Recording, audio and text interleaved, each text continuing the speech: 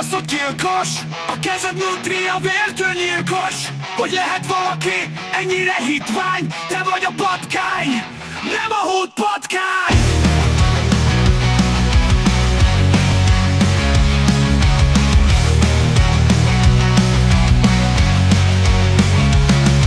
A messzi Dél-Amerikából jöttek, és Magyaróvár mellett döntöttek. A történet szinte a vége sötét. A Vizsi Feriket nem ír erről mesét. Gyerekek imádták, a szülők szerették. A nutriákat kézből letették. Miattuk jöttek a turisták. A kis cuki pofájukat fotózták.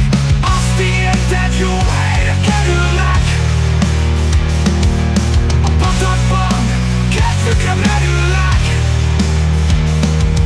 És együtt élnek majd boldogan, de a fagyasztott húsa döntve van. Árvai István, te kibaszott gyilkos. A kezed nutria, vértől nyilkos. Hogy lehet valaki ennyire hitvány? Te vagy a patkány, nem a hód patkány.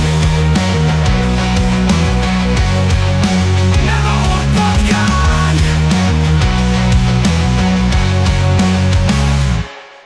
Egy-két évig miért volt a világ?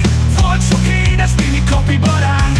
Jaj, mit tettél, te nyomorult állat? Szétrancsíroztad a nutriákat. Elvitetted őket, mint a svábokat. Vagy a szent saklelet, a zsidókat.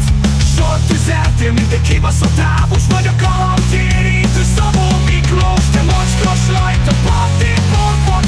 Nem volt elég gáza meg bambut. Nem volt elég az évi 10 prémium. Kellett mi akarsz, terjen a fídium. Nőnek a tölgyek, sírnak a háznak. A nutria kölykök, árvai árvák.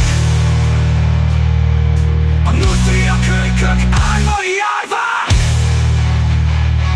Árvai István, te kibaszott gyilkos. A kezed nutria, vértől nyilkos. Hogy lehet valaki ennyire hitvány? Te vagy a patkány, nem a hód patkány.